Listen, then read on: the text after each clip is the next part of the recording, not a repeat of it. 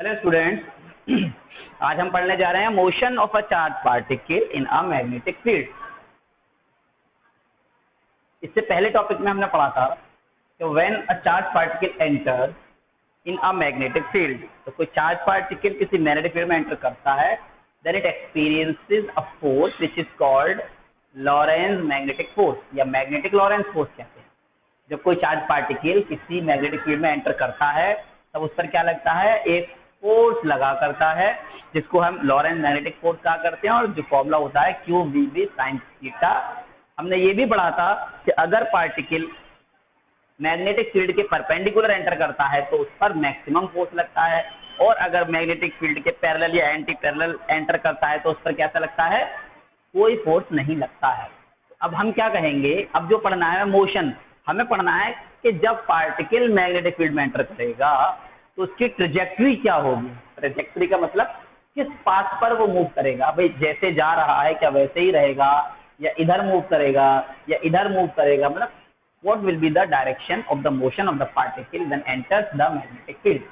जब कोई charge particle किसी मैग्नेटिक फील्ड में एंटर करेगा तो उसका पाथ क्या होगा, रास्ता क्या होगा, किस डायरेक्शन में वो मूव करेगा, ये सारी बातें हमें पता लगानी है। तो आइए स्टार्ट करते हैं। तो हमने क्या माना, हमने ये माना consider a charge particle, consider a particle of charge plus Q, यानी पॉजिटिव चार्ज पार्टिकल है, enter a magnetic field be with a velocity v। ठीक है, ये हमने कंसीडर कर लिया कि कोई चार्ज पार्टिकल है, पॉजिटिव क्यू चार्ज है, मास m मान लो इसका, मैग्नेटिक फील्ड b में एंटर करता है वेलोसिटी v के साथ। अब डायरेक्शन पर आते हैं, तो इसमें there will be following 3 cases. क्या बनेंगे, 3 केसेस बनेंगे हमारे पास। तो पहला केस ये बनता है, इफ पार्टिकल एंटर पैरेलल और anti parallel to the field.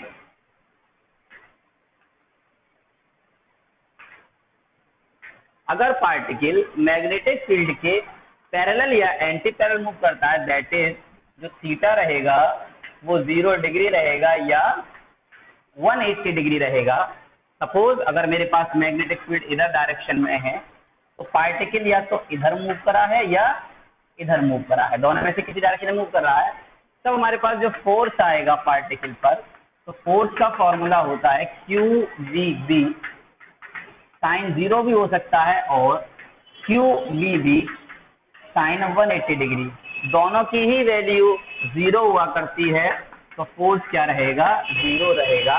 It means if the particle enters a magnetic field along the direction of magnetic field and anti parallel opposite to the direction of field, then it goes straight. क्या होता है, ये straight चला जाता है, सीधा चला जाता है, इस पर कोई भी फोर्स नहीं लगता है।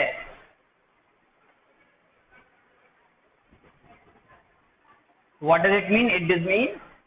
It means if a particle is moving along the direction of force, along the direction of magnetic field, then it will not experience any force and it goes straight। ये लिख लेंगे हम यहाँ पर। ठीक है, क्या हुआ, पार्टिकल ने जब पैरेलल डायरेक्शन में मूव किया या एंटी पैरेलल डायरेक्शन में मूव किया तो इस पर कोई फोर्स नहीं लगा और ये क्या चला गया, स्ट्रेट सीधा चला गया। पहली बात, ठीक है, इसकी ट्रेजेक्टरी पे कोई फर्क नहीं पड़ा, इसका रास्ता चेंज नहीं हुआ। नेक्स्ट क्या है, अब दूसरी कंडीशन पर आ जाते हैं हम। ये सब ऐसे ही लिखा रहेगा, इफ द पार्टिकल वगैरह, ये जो हमने कंसेप्ट लिखा है। सेकंड वाला केस हमारे पास आता है, if particle enter perpendicular to the field.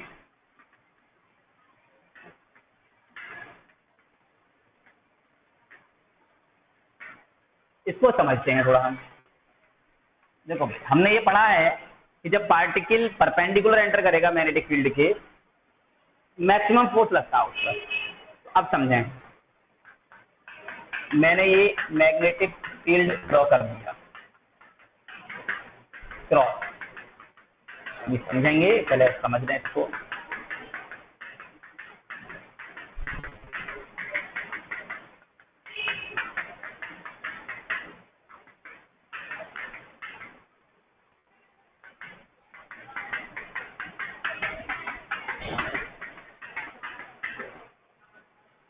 ये मैग्नेटिक फील्ड अंदर क्या दिखा रहा है, क्रॉस। मैग्नेटिक फील्ड अंदर की तरफ दिखा रहा है।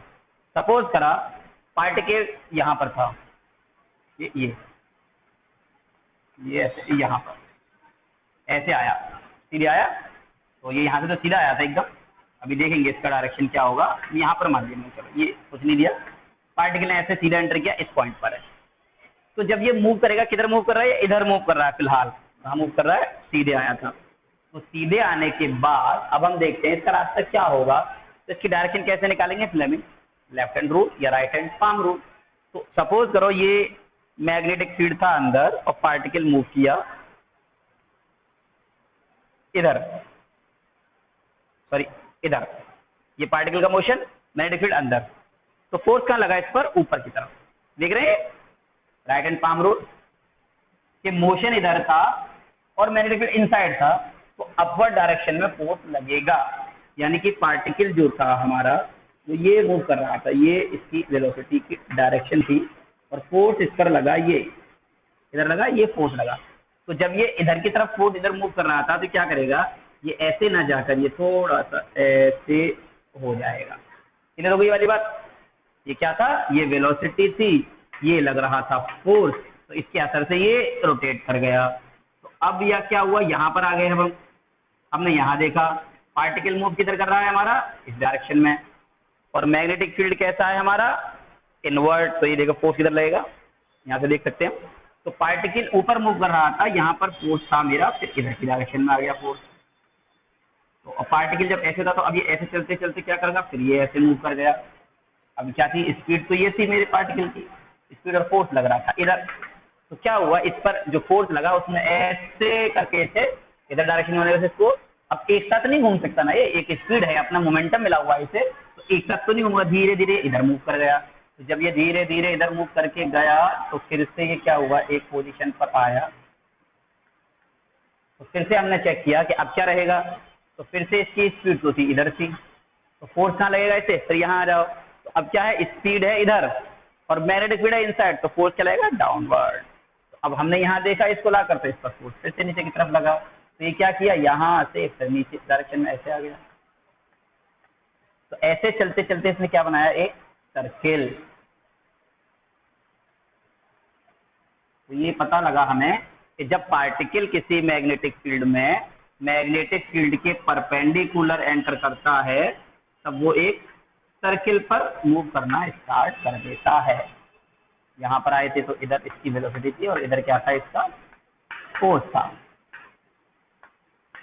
ये हमने यहाँ से जाना कि whenever a particle enters a magnetic field perpendicular to the field then it follows a circular path। क्या करेगा, ये एक सर्कुलर पाथ फॉलो करेगा।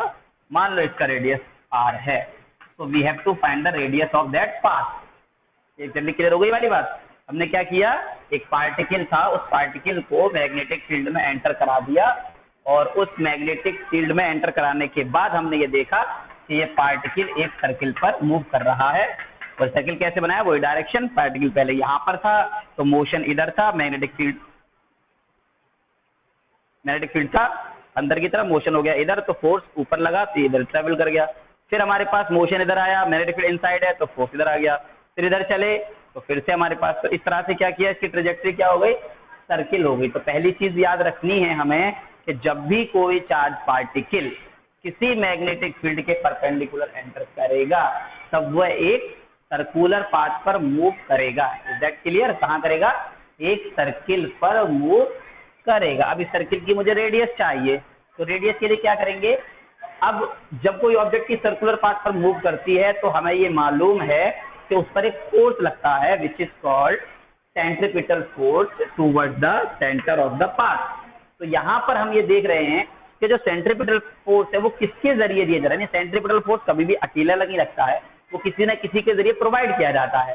तो इस कंडीशन में जब ये एंटर किया तो मैग्नेटिक फोर्स लगेगा और मैग्नेटिक फोर्स ने ही इसको सेंट्रीपिटल फोर्स दिया। तो जब particle, when a charged particle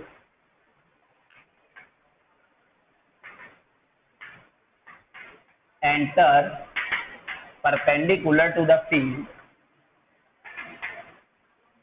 perpendicular to the field, then it follows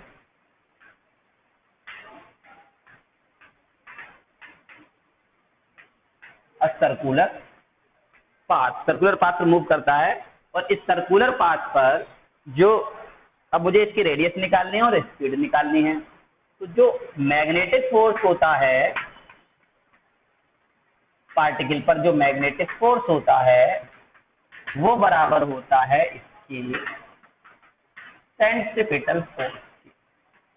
इसके बराबर होता है सेंट्रीपिटल फोर्स, क्योंकि हमें हमेशा पता है किसी भी सर्कुलर मोशन के लिए सेंट्रीपिटल फोर्स की रिक्वायरमेंट होती है।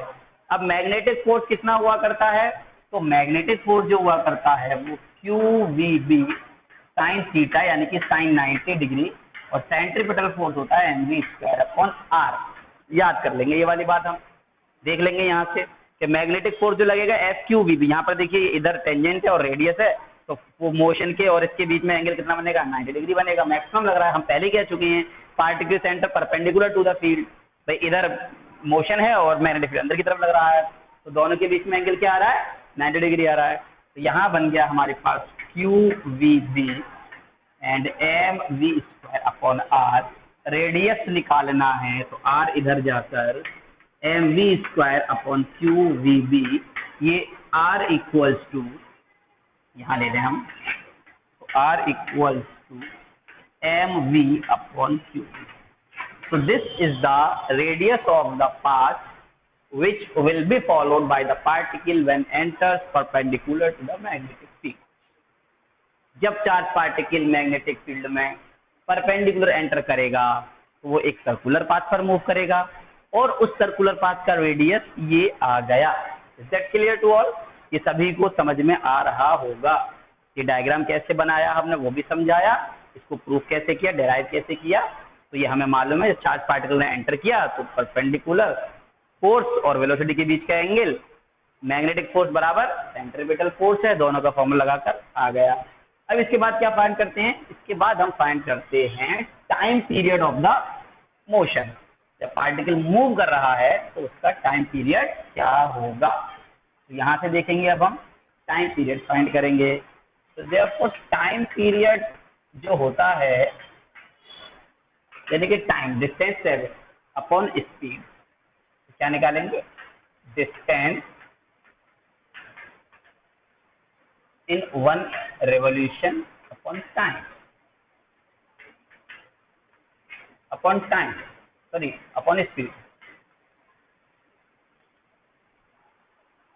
Time equal to distance per speed को डिस्टेंस पर टाइम होता है। तो अब हमारे पास टाइम पीरियड निकालना है। डिस्टेंस हो जाएगा 2πr, स्पीड हो जाएगी v, 2πr अपॉन v। तो p इक्वल टू आया 2π अपॉन v, और रेडियस अभी हमने निकाली mv/QB, तो v से v कैंसिल हो गया, p equal to 2πm upon QB।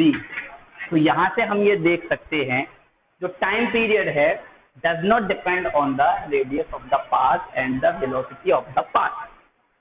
देख सकते हैं, यानी कि पार्टिकल की वेलोसिटी पर या पार्टिकल की रेडियस पर डिपेंड नहीं करता है। टाइम पीरियड इंडिपेंडेंट है स्पीड से, टाइम पीरियड इंडिपेंडेंट है रेडियस से। कितना भी बड़ा सर्किल बने टाइम पीरियड सेम होगा। कैसे होगा, ये वाली बात अब समझने वाली है। भाई कैसे होगा, पार्टिकल का छोटा सर्किल है, एक पार्टिकल की स्पीड ज्यादा है तो वो जल्दी टाइम सर्किल कवर कर लेगा, और एक की स्पीड अगर कम है तो वो क्या करेगा, देर में टाइम कवर करेगा। तो यहाँ तो टाइम पीरियड बराबर आ रहा है, स्पीड से कोई मतलब ही नहीं है। तो यहाँ से ये था कि अभी जो हमने फाइंड किया r इक्वल्स टू mv/QB, ये क्या बता रहा है, रेडियस डिपेंड करती है वेलोसिटी पर। अगर मैं स्पीड बढ़ा दूंगा, अगर मैंने क्या किया, स्पीड बढ़ा दिया, अगर कम स्पीड का पार्टिकल है तो वो छोटे सर्किल पर मूव करेगा। रेडियस कैसी होगी उसकी, कम radius directly proportional to velocity है, और मैंने स्पीड बढ़ा दी तो वो बड़े सर्किल पर मूव करेगा। बात समझ में आ रही है? ज्यादा रेडियस ज्यादा स्पीड है तो ज्यादा बड़ा सर्किल बनाया है उसने, और रेडियस अगर छोटा स्पीड कम है तो छोटा सर्किल बनाया है। तो इसीलिए टाइम दोनों में क्या लगेगा, बराबर लगेगा। ये छोटा सर्किल स्पीड कम है, ये स्पीड ज्यादा है, सर्किल बड़ा है। तो मतलब क्या हुआ, इट डजंट डिपेंड, यानी time period doesn't depend on the velocity. Velocity से रेडियस बड़ी या छोटी हो जाएगी। जब ज्यादा स्पीड से जाएगा तो वो बड़े सर्किल पर जाएगा तो टाइम उतना ही लेगा, और कम स्पीड से जाएगा तो छोटे सर्किल पर जाएगा तो वो भी टाइम बराबर लेगा। तो ये टाइम पीरियड आ जाता है। अगर हमसे कह दिया जाता है यहाँ से फ्रीक्वेंसी भी फाइंड करो, तो फ्रीक्वेंसी होता है 1/t, f equals to 1/t, यानी QB/2πf। ये फ्रीक्वेंसी आ जाती है कि जब वो सर्कुलर पाथ पर मूव करेगा, ट्रेवल करेगा, तो उसकी फ्रीक्वेंसी क्या होगी, वो किस फ्रीक्वेंसी के साथ मूव करेगा। Is that clear? अब एक बात और आती है हमारे पास, अगर पार्टिकल, यहाँ तक बात समझ में आ गई सबकी, यहाँ तक प्रूव करना होता है हमें। एक कंसेप्ट और है हमारे पास, तो वो कंसेप्ट क्या है वो समझ लेंगे कि काइनेटिक एनर्जी क्या होगी पार्टिकल की, पार्टिकल की काइनेटिक एनर्जी क्या होगी, तो ये नोट करना है हमारे पास। तो अब ये कहा हमने कि जो पार्टिकल है वो मूव किया, तो जो वेलोसिटी दी गई है उसे, जो स्पीड दी गई है, कैसे दी गई पार्टिकल, अगर पार्टिकल को एक्सेलरेट जो कराया गया है वो किसी वोल्टेज के जरिए कराया गया है। समझ में आ रही बात? मेरे पार्टिकल को क्या लगा, चार्ज पार्टिकल, पार्टिकल को स्पीड क्या ऐसे हाथ से पकड़कर तो पार्टिकल को फेंकेंगे नहीं हम। क्या किया हमने, पार्टिकल जो लिया, क्या उसको हाथ से पकड़कर ऐसे फेंकेंगे? नहीं फेंकेंगे।